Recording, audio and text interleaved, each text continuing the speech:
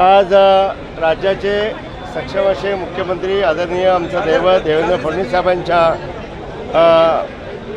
मार्गदर्शनाखाली ही गोकुळची निवडणूक आम्ही महायुतीवर आपण एकत्र लढायचा निर्णय झाला. कारण आदरणीय मुश्रीफ साहेबांनी 1971चे सर्व सभासद ठरावधारक शक्ती प्रदर्शन दाखल केले. त्यांनी 1971 करतेवेळी मी 2026चे ठरावधारक 308 आत्ता आम्ही दाखल केले. उद्या काहीतरी होतील. कारण आमच्यातले अपात्रांची आम्ही संख्या लांब ठेवली.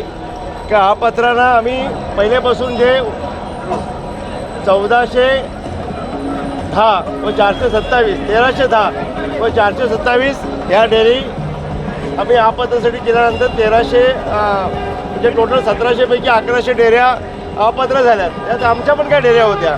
म्हणून हा कायदा सगळ्यांनाच लागू होतो आणि म्हणून आम्ही अपात्रवाल्यांना आम्ही सबोध घेतलंच नाही आहे. आणि आम्ही अपात्रांच्या विरोधात आम्ही कोर्टात गेलो आहे, ते कोर्टात गेलेत. आणि असं असतेवेळी आम्ही संख्या वाढवायची म्हणून आम्ही कोण दिशाभूल करत नाहीत.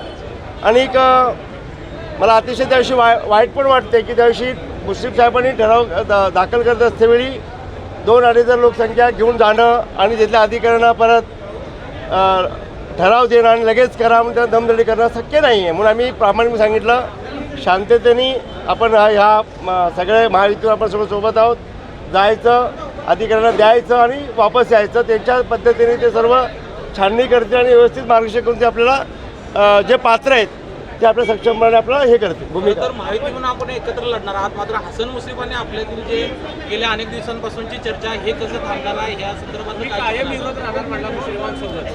नाही, माझी भावना अजून बदलेली झालेली नाही. खरं एकदा मुख्यमंत्री साहेबांनी आदेश दिले की आपण महायुतीमुळे आपण एकत्र राहायचं आहे, तर आमच्या चंदगड, आजरा, गडहिंग्लजमधल्या भागांना, उत्तर भागांना कायमच दुर्लक्षित केलेले आहेत.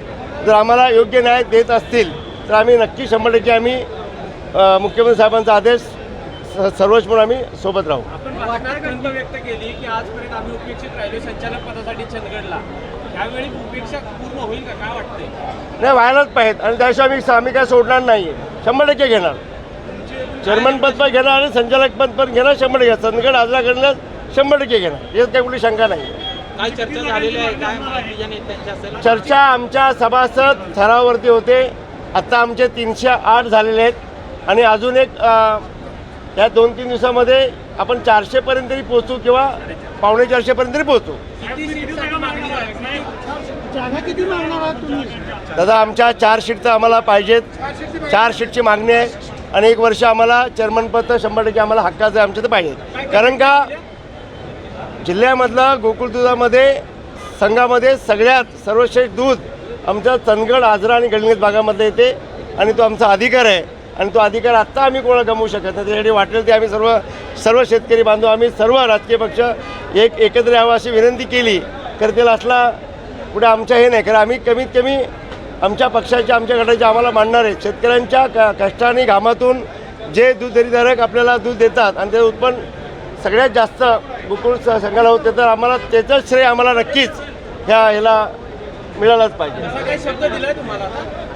शब्द आमचे राज्याचे मुख्यमंत्री सक्षमपणे मला निरोप काय सांगतील तसं आम्ही पुढे जाऊ. ते माझा निर्णय ते घेतील. आविष्कार इन्फ्रा तुम्हाला देत आहे विविध लोकेशन्सवर NA प्लॉट्स आणि प्राईम फ्लॅट्सचे प्रोजेक्ट्स.